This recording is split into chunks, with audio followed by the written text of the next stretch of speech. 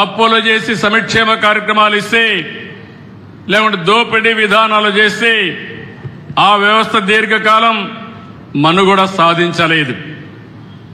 అనేక సార్లు నేను చెప్పింది, ఏ రాజకీయ పార్టీ అయితే ఏ వ్యక్తి అయితే సంపద సృష్టిస్తాడో అలాంటి వ్యక్తి సంక్షేమ కార్యక్రమాలు ఇవ్వడానికి అర్హత ఉంటుంది.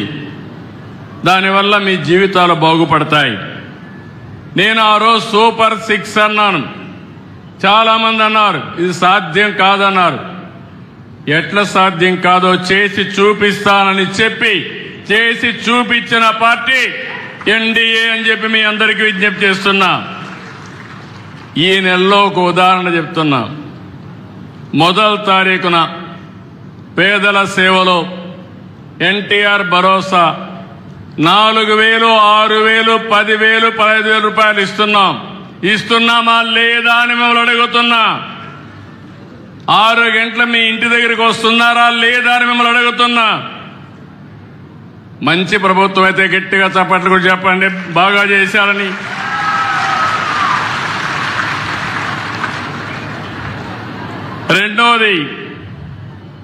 రెండో తేదీన 47 లక్షల మంది రైతులకి అన్నదాత సుఖీభవ 20,000 ఇస్తాన్నాం. కేంద్రం 2,000, మనం 5,000 కలిపి 7,000 మీ అకౌంట్కి వేసామా లేదా అని మిమ్మల్ని అడుగుతున్నా. ఏమయ్యా రైతులు గట్టిగా చప్పట్లు కూడా చెప్పండి.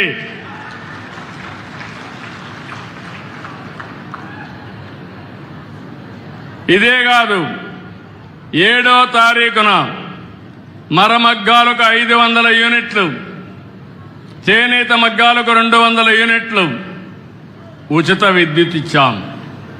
జీఎస్టీ రీఎంబర్స్ చేస్తున్నాం. నేతన్న భరోసా కింద ప్రతి నేతన్నకు 25,000 రూపాయలు తొందరలోనే ఇస్తామని చెప్పి కూడా నేను మీకు తెలియజేస్తున్నా. అదే రోజున నాయి బ్రాహ్మణులకి సెలూన్లకు 200 యూనిట్లు ఉచిత విద్యుత్తు. ఇది కాకుండా 40,000 సెలూన్లకి ఈ లబ్ధి వస్తుంది. నిన్ననే మా ఆడబిడ్డల ఉత్సాహం చూస్తున్నా. స్త్రీ శక్తి ఉచిత బస్సు ప్రయాణం. ఏమమ్మా ఆడబిడ్డలు ఆనందంగా ఉన్నారా లేదా? మీరు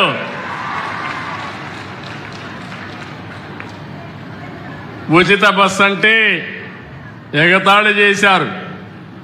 ఈరోజు నేను ఒకటే ఆలోచించాను, డాక్రా సంఘాలు పెట్టింది నేనే, అవునా కాదా? మా ఆడబిడ్డలను పైకి తీసుకొస్తానని చెప్పింది మొట్టమొదటిసారిగా నేనే, అవునా కాదా? వంట చేయాలంటే కష్టమని, అవసరమైతే మగవాళ్ళు కూడా చేయగలుగుతారని మొట్టమొదటిసారిగా దీపం కార్యక్రమం మీద వంట గ్యాస్ ఇచ్చానా లేదా మీకు? ఈరోజు 3 సిలిండర్లు ఉచితంగా ఇస్తున్నామా లేదా? ఈరోజు ఇలాంటి కార్యక్రమాలు ఇచ్చి మొబిలిటీ. ఈరోజు కొంతమంది ఆడబిడ్డలు పనిచేస్తారు. కాకినాడకు పోవాలంటే డబ్బులు కావాలి, రాజమండ్రి పోవాలంటే డబ్బులు కావాలి. ఇప్పుడు ఏమీ బాధ లేదు. చంద్రన్న పేరు చెప్పి బస్సులో ఎక్కి, పవన్ కళ్యాణ్ గారి పేరు చెప్పి బస్సులో ఎక్కి జల్సాగా వెళ్ళిపోవచ్చు మీరు. అలాంటి వసతి కల్పించాం.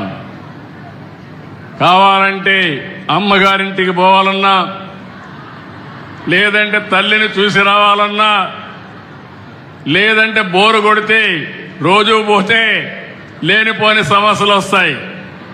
అవసరం అనుకుంటే మీరు మీ కుటుంబ సభ్యులు పుణ్యక్షేత్రాలకు కూడా వెళ్ళి దేవుడి దర్శనం చేసుకోవాలన్నా చేసుకునే ఏర్పాట్లు కల్పించాం.